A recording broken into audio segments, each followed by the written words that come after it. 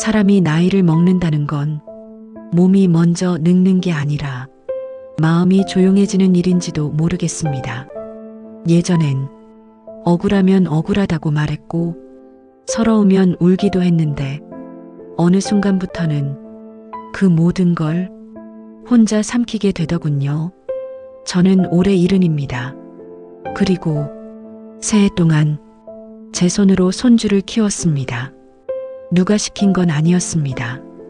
돈을 달라고 한 적도 없었습니다. 그저 가족이니까 그날도 기억이 납니다. 딸아이가 전화를 했습니다. 엄마, 나 회사에서 갑자기 복직하래. 딸 목소리는 늘 그렇듯 미안함이 섞여 있었습니다. 사위도 옆에 있었습니다. 그때는 말도 공손했고 눈도 잘 마주쳤습니다. 어머님, 잠깐만요.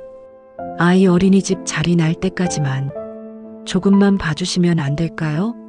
잠깐이라는 말은 참 사람을 안심시키는 말입니다. 그 말에 저는 고개를 끄덕였습니다. 그게 3년이 될 줄은 그땐 몰랐습니다. 손주는 새벽에 자주 울었습니다. 나이가 들면 잠이 얕아진다는데 그 아이 덕분에 저는 밤을 통째로 새웠습니다. 열이 나던 날 아이를 업고 혼자 병원에 다녀온 적도 있습니다. 허리가 끊어질 것 같았지만 그 아이가 제 목을 꼭 안고 있어서 아픈 줄도 몰랐습니다. 사람들은 말합니다. 그래도 손주 보면 좋지 않냐고요. 맞습니다. 좋았습니다. 아이가 할머니하고 웃을 때면 세상 부러운 게 없었습니다. 하지만요, 좋은 마음에도 기한이라는 게 있더군요. 그 말 하나로 시작된 일이었습니다. 어느 순간부터 전화는 부탁이 아니었습니다. 오늘도 봐주실 거죠? 이번 주말도요. 고맙다는 말은 점점 줄었고 당연하다는 말이 그 자리를 대신했습니다. 딸은 바빴고 사위는 피곤해 보였습니다. 그리고 저는 늘 거기 있었습니다. 밥을 해놓고 아이를 씻기고 재우고 다시 혼자가 되는 밤, 그날 문득 이런 생각이 들더군요. 나는 지금 엄마일까 아니면 그냥 편한 사람일까? 그날도 별일은 아니었습니다.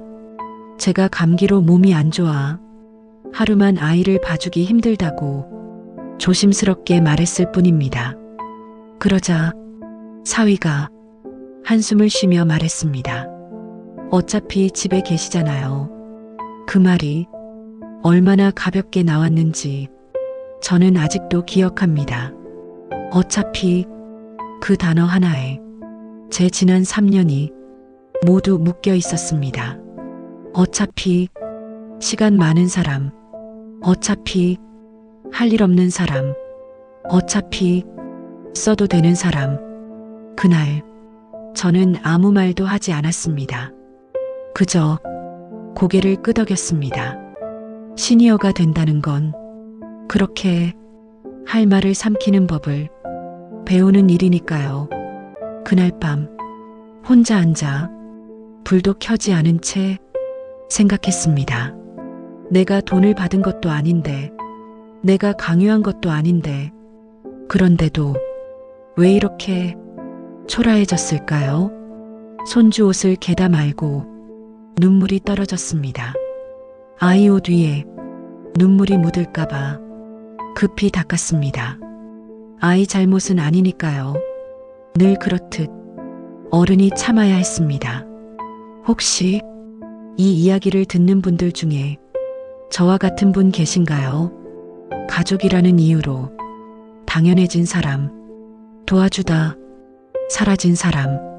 저는 아직 정답을 모르겠습니다. 참는 게 맞았는지, 말했어야 했는지. 다만 이건 분명히 말하고 싶습니다. 희생은 당연해지는 순간 상처가 됩니다. 그리고 시니어의 시간도 누군가의 삶이라는 걸 잊지 않았으면 좋겠습니다. 그날 이후로 저는 예전처럼 웃지 못했습니다. 손주가 안기면 여전히 따뜻했지만 마음 한쪽이 자꾸만 식어갔습니다. 사위는 아무 일 없다는 듯 아이를 맡기고 갔고 딸은 제 얼굴을 제대로 보지 않았습니다. 아마 알고 있었을 겁니다. 하지만 모르는 척하는 게 가족 사이에서는 가장 쉬운 선택이니까요. 어느 날 거울을 보는데 제가 너무 늙어 보이더군요. 머리는 헝클어져 있고 손은 거칠었고 눈에는 기운이 없었습니다. 그때 문득 이런 생각이 들었습니다. 나는 언제부터 내 인생을 미뤄두고 살았을까? 젊을 땐 아이 키우느라, 중년엔 먹고 사느라, 이제는 손주 키우느라, 그리고 그 사이 나라는 사람은 어디에도 없었습니다. 그날은 손주와 단둘이 하루를 보냈습니다. 공원에 갔고 아이는 미끄럼틀을 탔습니다. 몇 번이나 할머니 또 하며 웃었습니다. 저는 그 웃음을 보며 마음이 아팠습니다. 이 아이는 아무것도 모르는데 어른들 마음만 점점 복잡해졌습니다. 집에 돌아와 아이를 재우고 옆에 누워 아이 숨소리를 들었습니다. 그 작은 가슴이 오르내리는 걸 보며 조용히 속으로 말했습니다. 할머니가 미안하다. 며칠 뒤 용기를 냈습니다. 이제는 내가 매일 아이를 보기 힘들 것 같구나. 사위는 말이 없었고 딸은 눈을 내리깔았습니다.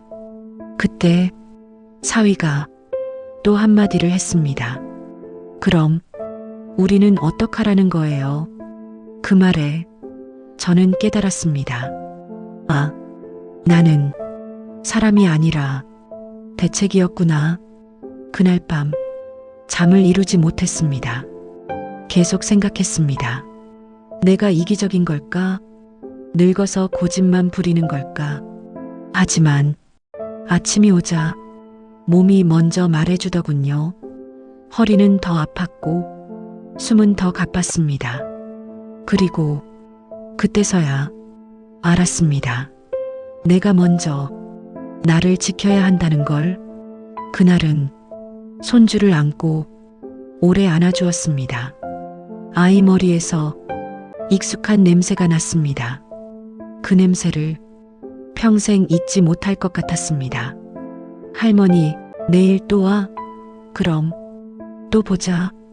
집에 돌아와 한동안 아무것도 하지 못했습니다. 집은 조용했고 시계 소리만 들렸습니다.